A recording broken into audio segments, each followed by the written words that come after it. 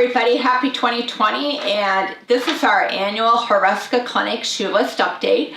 I wanted to make you guys aware of some of the changes, not only with the shoe list, but some of the shoes that have been on the list and have come on, and some of the shoes that are coming off.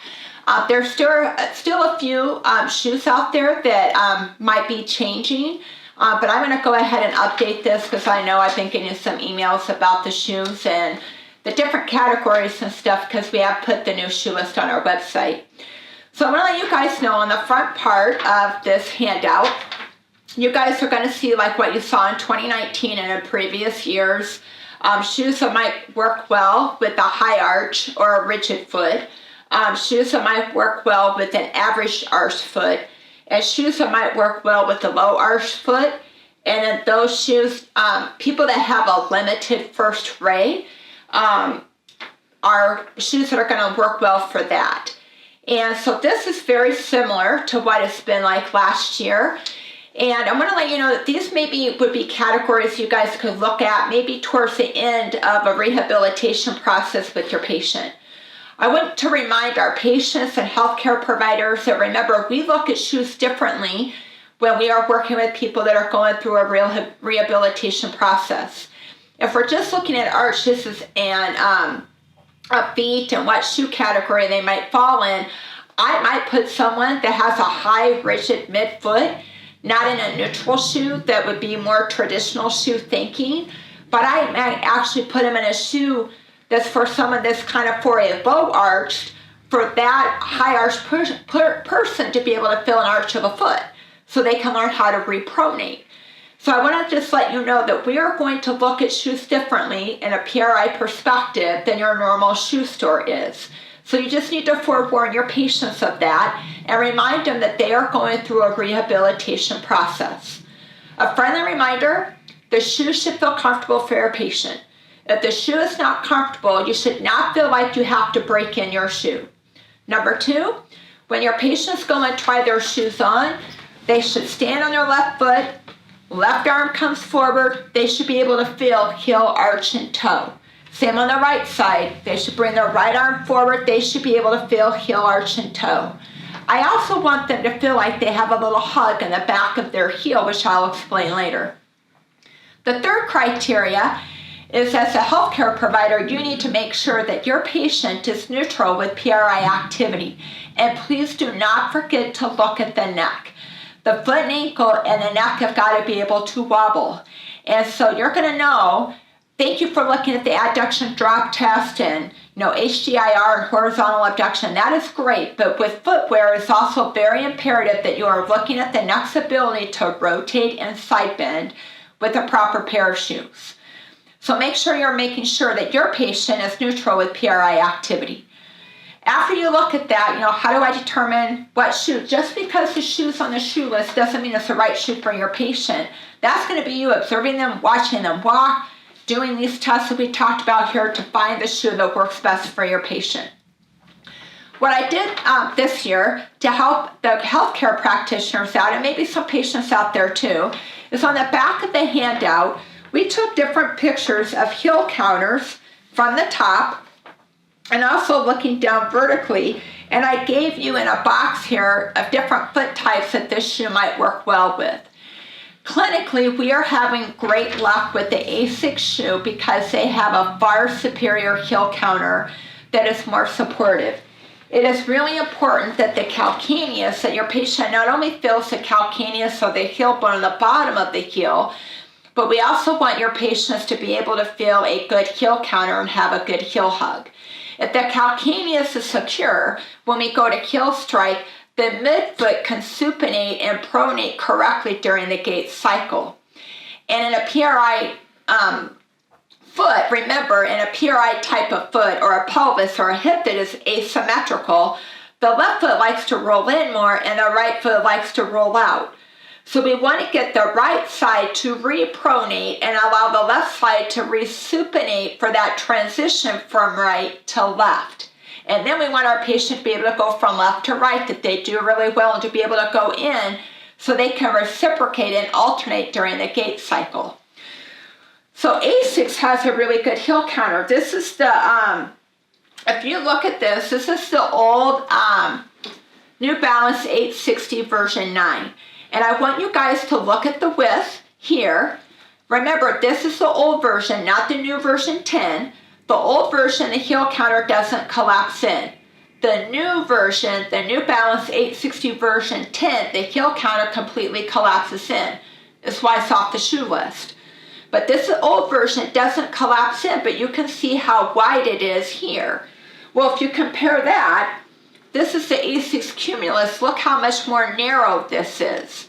So this is going to allow your patient to be able to feel and sense a good heel hug, to allow that midfoot to be able to roll out and roll in, or to be able to supinate and pronate during the gait cycle, which is really important for some of our patients.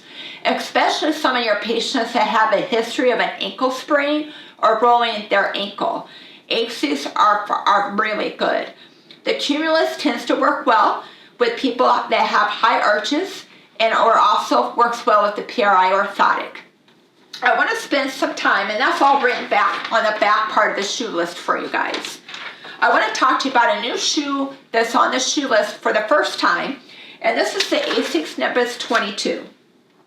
And if you guys look at the design of the heel and the midfoot of the last of this shoe not only has a good heel counter, you can see how narrow it is, it doesn't collapse in, it bends at the toe, all the criteria that we've been through before. Remember, I'll just go through them again, I'm going through it quick. We like heel counters that don't collapse in. We like shoes that bend at the toe box, the normal bend at the foot. We like heels where there's not a lot of lateral heel give, and that they're more balanced symmetrically back here. But we also like shoes that have an oblique axis to help the foot to be able to repronate. The A6 Nimbus with this design, I have had great luck clinically, especially with my patients that have a rigid foot. And it really helps to retrain them to help them to be able to repronate or roll their foot in, sense their arch, and push off their big toe. So this has been a great addition with this shoe design to help out with that. And again, written second shoe on this shoe list. The A6 Piano 26 we added last year. That's been another great addition for people that have more of an average to low arch. Great heel counter, again narrow, they get the heel hug, and it allows for this oblique axis of getting that repronation that we desire, particularly from the right foot, to help us to lateralize over to the left. We still like the Brooks Adrenaline 20. It's a little wider at the toe box. It still has a nice guide rail system around the heel and medially.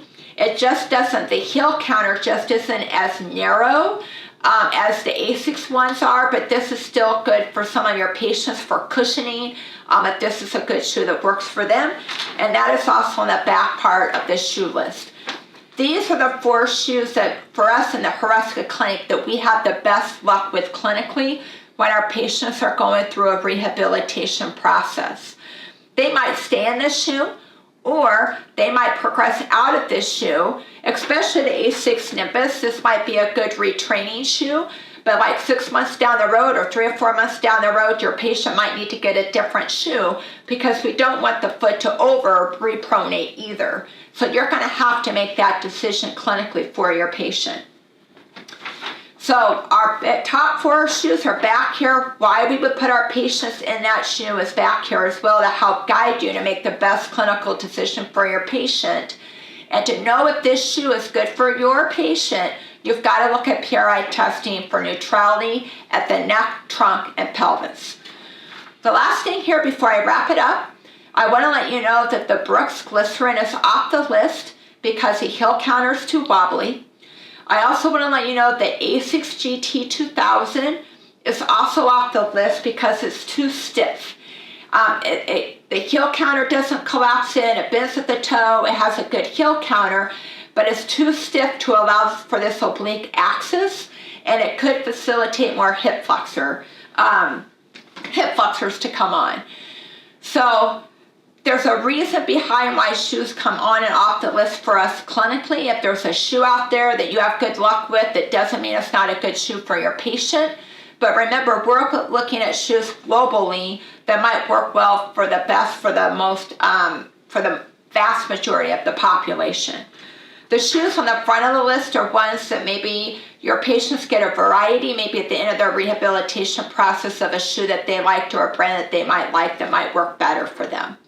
And just one last friendly reminder, on the front of the Shoeless with patients that have a limited First Rea, these are for your patients that might have a bunion, or maybe a patient comes into you and their First Rea or their big toe joint has been fused, or they have limited mobility due to arthritic changes, or maybe they've had surgery where that joint's been fused. If their foot if you cannot get heel strike, and you cannot roll this foot in, and you cannot dorsiflex that First Rea, and you put them in a shoe that allows too much bend, you might not allow them to be neutral. And that's why you have some shoes that are more like a rocker shoe, and a rocker shoe is more stiff at the toe box, meaning it doesn't bend easily. And those shoes might work better for someone that has limited First Rea mobility. If you put someone in there that has normal range of motion at their first big toe joint, and you put them in a Hruska shoe, or you put them in another type of rocker shoe, the 1080, the New Balance 1080 is more of a rocker type of shoe now, you might facilitate hip flexors and back, because as they go through that gait cycle, they don't have the flexibility to push off their big toe. And so what will come, they'll come here, they have the flexibility at their shoe, and now they're going to have to clear their toe off the floor by using their hip flexors and their back extensors. So you might create a little bit more tension in a low back or hip flexors. So there's a reason why that criteria is there, to help you as a patient, or to help a clinician to make the best shoe choice for your patient. I hope this helps. If you guys have questions with the Shoeless, please let me know. Remember, I do not have time to go out and look at casual shoes, or look at basketball shoes or volleyball shoes, but you can take the criteria that we're looking in an athletic rehabilitation shoe and apply that to any shoe across the board for your patient. The goal is for them to have to stay in a tennis shoe indefinitely. But once they've gone through their rehabilitation process, they should be able to wear a cute pair of boots and not fall apart. But if they're going to be on their feet and they're going to go on vacation, they're going to go sightseeing and be on their feet for 10 hours a day, maybe they're in a better shoe to do that. But they should be able to go out to dinner, or go to the movies, or go to a friend's house and wear a cute pair of shoes if they're male or female, and maybe it doesn't fit the PRI criteria.